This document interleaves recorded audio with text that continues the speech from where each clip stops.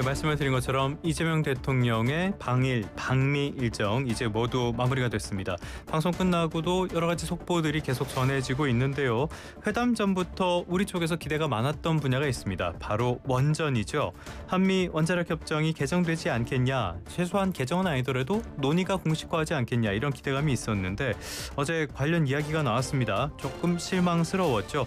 그리고 트럼프가 갑자기 주한미군 기지의 토지 소유권을 요구를 했습니다. 참 이게 상식적인 일인가 의문이 드는데요. 여러 가지 좀 짚어볼 부분들이 많은 것 같습니다. 한국경제신문의 허란 기자와 함께하겠습니다. 기자님 나와 계십니까? 네, 안녕하세요. 예, 안녕하십니까. 원자력 협정 개정 문제부터 볼까요? 어제 방송 때만 해도 별다른 내용이 없어서 아쉬웠는데 그래도 이후에는 조금 진전된 이야기들이 있는 것 같아요. 어떤 내용들이 있었습니까? 네, 어제 위성락 국가안보실장은 회담 결과 브리핑에서 양국 정상은 조선업 협력뿐만 아니라 원자력 협력에 대해서도 의미 있는 논의를 진행했다고 말했는데요. 위 실장은 앞으로도 원자력 협력과 관련한 양국의 추가적인 협의가 이어질 것이라며 새로운 협력 영역을 개척하겠다는 방미 목표에 있어 소기의 성과를 거뒀다라고 평가했습니다. 하지만 구체적인 내용에 대해서는 상당히 신중한 모습을 보였습니다. 위 실장은 원자력 협의의 경우 몇 갈래로 논의가 진행되고 있으나 그 상세한 내용을 지금 소개하기는 어렵다며 말을 아꼈습니다. 이 말은 아직까지는 상세한 내용을 소개할 수 있는 단계가 아니다라고 볼 수가 있겠는데요. 일단은 우리가 원하는 원자력 협정 개정, 이 핵심은 뭡니까? 네, 한국 정부가 원하는 협정 개정 방향은 결국 우라늄 농축과 사용 후 해결료 재처리 역량을 확보해 해결료 주기를 완성하는 것입니다. 예. 현재 2015년에 개정된 한미 원자력 협정에 따라 한국은 미국의 동의를 얻어야만 20% 미만으로 우라늄을 농축할 수 있고 사용 후 해결료 재처리는 하지 않게끔 되어 있습니다. 미국과 일본 간에는 없는 이런 제한을 완화하거나 해제하는 것이 한국 입장에서는 대미 외교의 오래된 수건 사업이었습니다.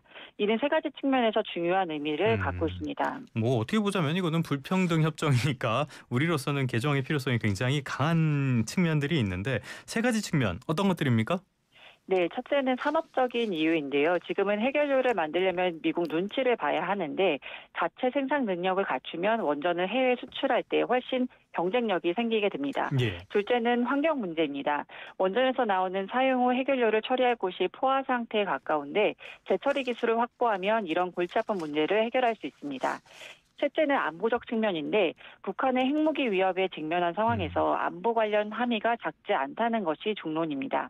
하지만 미국 정부가 그동안 난색을 표해온 이유도 명확합니다.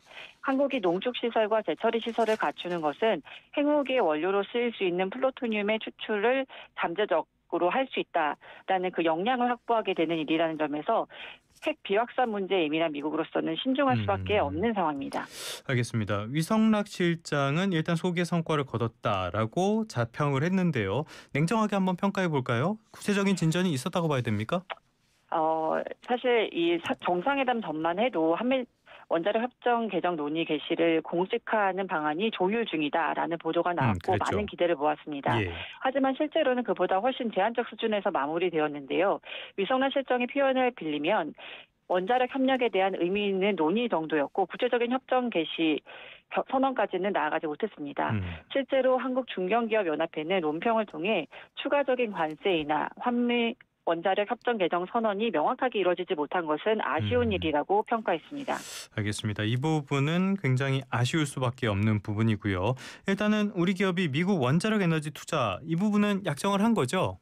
네, 맞습니다. 실질적인 원자력 에너지 사업 협력에서는 성과가 있었다고 볼 수 있는데요. 특히 주목할 점은 우리 기업들이 지난달 타결된 3,500억 달러 대미 투자 펀드와는 별도로 1,500억 달러 규모의 추가 직접 투자를 약정했다는 것입니다. 산업통상자원부 발표에 따르면 한미 비즈니스 라운드 테이블이 열렸는데 거기에서 11건의 계약과 양해각서가 체결되었다고 합니다. 이 중 절반이 넘는 6건이 원자력을 포함한 에너지 분야였습니다. 대표적으로는 두산 에너빌리티와 한국 수력 원자력이 미국의 SMR 개발사 엑스에너지, 아마존 웹서비스와 4자 간 MOU를 맺었습니다. 아마존이 현재 데이터 센터 전력 공급을 위해 7억 달러를 투자하는 SMR 상용화 프로젝트를 하고 있는데 여기에 예. 한국 기업들이 참여하게 되는 것입니다. SMR 잘 대응할 필요는 있으니까요. 이런 부분은 또 긍정적이긴 하지만 일단 시장에서는 많은 실망감을 보인 것 같습니다. 자, 두 번째 이슈 한번 짚어보도록 할까요? 저는 이거 들으면서 트럼프가 본업 쪽이 또 이게 주특기가 나오나 이런 생각이 들었어요. 갑자기 밑도 끝도 없이 주한미군 기지의 토지 소유권 이거를 갖췄으면 좋겠다 이런 이야기를 한 건데 정확하게 뭘 요구한 겁니까? 네, 저도 어제 그 회담을 몇 번이고 다시 봤는데요. 네, 트럼프 그래도 이해 대통령은 못하시겠죠? 주한미군 감축 가능성에 대한 기자 질문을 받자 감축에 대해서는 직접 답변하지 않고 대신 비용 분담과 토지 문제를 거론했습니다. 트럼프 대통령은 우리는 친구고 한국에 4만 명이 넘는 미군을 주둔시키고 있다. 내 임기 마지막 해에 한국이 그 비용을 지불하기로 합의했는데 바이든이 취임하자 한국이 바이든에게 내가 좋지 않은 사람이라고 불평했고 바이든은 비용을 내지 않겠다고 합의했다. 이렇게 말했습니다. 이어서 상당히 구체적인 새로운 요구를 제기했습니다. 트럼프 대통령은 한국은 미국에 땅을 준 것이 아니라 빌려줬고 양도와 임대는 완전히 다르다며 내가 하고 싶은 일 중 하나는 우리가 가진 큰 기지의 토지 소유권을 달라고 요청하는 것이라고 말했습니다. 트럼프 대통령은 이어서 우리가 요새를 건설하는 데 많은 돈을 썼고 한국도 기여를 했지만 임대를 없애고 우리가 거대한 군사기지를 둔 땅의 소유권을 얻을 수 있는지 보고 싶다라고 덧붙였습니다. 트럼프 대통령의 그동안 방위비 분담금 대폭 인상을 요구한 것과는 차원이 다른 새로운 요구입니다. 뭐 거기다 트럼프 타워라도 만들고 싶은 건가? 어떻게 이게 황당한 주장을 해도 이 정도로 황당하면은 어떻게 이야기하기가 어려울 것 같은데 실현은 일단 가능한 요구입니까 이게? 이게 법적 정치적으로 상당히 복잡한 문제입니다. 예. 현재 한미 간 합의에서 미군 기지 부지는 한국이 반환을 전제로 미국에 빌려준다는 것을 명확히 하고 있습니다. 또 헌법상 규정된 영토의 일부를 외국에 사실상 양도하는 것이나 다름없다는 비판에도 직면할 수 있습니다. 더 큰 문제는 지정학적 파장인데요. 한반도에 미군이 소유한 기지가 생길 경우 2016년 경북 성주에 사드 체계를 배치했을 때와는 비교가 어려울 정도로 중국이 강하게 반발할 가능성이 큽니다. 뭐 내부의 반발도 장난 아닐 겁니다. 이게 현실화가 된다면. 네. 자, 앞서도 말씀드린 것처럼 워낙 상식 밖의 요구기 때문에 이재명 대통령께서도 굉장히 당황을 했을 것 같아요. 어떻게 대응했습니까? 네, 이재명 대통령은 트럼프 대통령의 이런 언급에 대해 이날 아무 대응을 하지 않았습니다. 해당 발언이 회담에서 트럼프 대통령이 돌출적으로 꺼낸 것인지 사전에 양측의 최소한의 협의를 거쳤는지 여부는 불분명합니다. 예. 이성락 국가안보실장도 브리핑에서 방위비 분담금 협정에 대해서는 이와 관련한 대화는 회담에서 나오지 않았다라고 전했지만 토지 소유권 문제에 대해서는 별도 언급이 없었습니다. 알겠습니다. 이분을 분석한다는 것 자체가 좀 무의미한 것 같긴 하지만요. 이런 요구를 어떻게 해석해 봐야 될까요? 네, 여러 관점에서 분석이 가능한데요. 첫째는 협상 전술일 가능성입니다. 극단적인 요구를 먼저 제기해놓고 실제로는 방위비 분담금 인상이나 다른 경제적 이익을 얻어내려는 전략일 수 있습니다. 둘째는 미국의 인도태평양 전략과 연관된 장기적 구상일 수도 있겠다라는 것인데요. 중국 견제를 위해서는 한반도에 영구적인 미군 기지가 필요하다는 전략적 판단에서 나온 것일 수 있습니다. 실제로 트럼프 행정부는 한미동맹 현대화를 통해 주한미군의 역할을 한반도 방어에서 인도태평양 지역 대응으로 확대하려고 하고 있습니다. 참 이런 요구가 왔을 때 우리는 어떻게 대응해야 됩니까? 신중하면서도 원칙적인 접근이 필요해 보입니다. 우선 헌법적 법적 제약 상황을 명확히 설명하면서도 한미동맹의 중요성, 주한미군의 역할에 대해서는 긍정적 메시지를 전달하는 균형 잡힌 접근이 중요할 것 같습니다. 네. 또 동시에 방위비 분담금이나 다른 형태의 협력 방안을 통해 미국의 우려를 해소할 수 있는 대안을 모색하는 것도 필요합니다. 이재명 대통령이 회담에서 국방비를 증액하겠다고 먼저 거론한 것도 이런 맥락에서 이해할 수 있습니다. 알겠습니다. 이번에는 이런 정상회담 그리고 한미회담의 핵심이라고 할 수 있는 조선업 이 부분 한번 살펴보도록 할게요. 조선업과 관련해서 추가 성과 있습니까?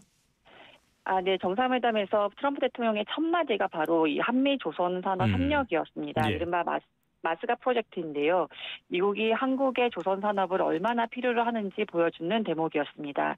트럼프 대통령은 한국은 배를 아주 잘 만든다며 그들이 조선소를 가지고 미국에 들어와 다시 배를 건조하는 과정을 시작하는 방안도 생각 중이라고 말했습니다. 예. 또 이제 우리는 배를 사들여야 하는데 앞으로는 한국에서 배를 사기도 하고 한국이 우리 사람들을 활용해 이곳에서 배를 만들도록 할 것이라고 밝혔습니다.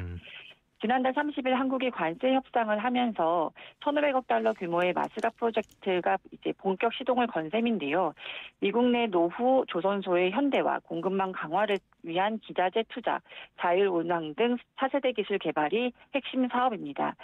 실제로 이날 한미 비즈니스 라운드 테이블에서는 조선 분야에서 2건의 MOU가 체결됐습니다. HD현대는 서버러스 캐피털, 한국산업은행과 한미조선산업 공동투자 프로그램 조성을 위한 MOU를 맺었고요. 예. 삼성중공업은 비거마린그룹과 미 해군 지원함 유지보수를 위한 전략적 파트너십을 체결했습니다. 참 미국의 조선업 기반이 다 무너져 있어서 미국이 원하는 대로 잘 될지 모르겠고요. 이렇게 투자가 다 외국으로 나가면은 이게 국내 산업은 어떻게 하나 좀 걱정이 드는 것도 사실이고요. 여러 가지 생각들이 듭니다. 일단 이재명 대통령이 트럼프에게 거북선 모형을 선물했다라고 하는데 이것도 조선업과 관련이 있는 거겠죠? 네, 그렇습니다. 이재명 대통령이 트럼프 대통령에게 선물한 거북선 금속 모형은 상당히 상징적인 의미가 있었습니다. 예. HD현대중공업의 오정철 명장이 15일 밤낮으로 작업을 해서 만든 작품인데 타이밍이 절묘했습니다. 가로 30cm, 세로 25cm 크기의 소형 모형이지만 실제 선박건조의 원리와 기법을 결합한 정교한 작품이었다고 합니다. 도면부터 구조 설계, 용골 제작, 프레임 조립, 갑판, 거북 등 용머리 조립, 돛 제작, 샌딩, 방수 처리까지 다양한 공정을 거쳤고 제작 관련 특허만 9종이 적용되었다고 합니다. 트럼프 대통령이 회담 모두에서 조선소 선박 건조에 대해 우리는 많은 얘기를 나눌 것이라고 말했는데 거북선은 바로 이 한국 조선업의 역사와 현재를 연결하는 상징적인 선물로 실제로 이번 회담에서 조선업 협력이 중요한 성과 중 하나로 부각되었습니다. 알겠습니다. 전반적으로 외교적으로 봤을 때는 확실히 전략을 많이 준비했고 그런 전략들이 어느 정도 성과를 본 것 같습니다. 지금까지 한국경제신문의 허란 기자와 함께했습니다. 오늘 말씀 잘 들었습니다. 네, 감사합니다.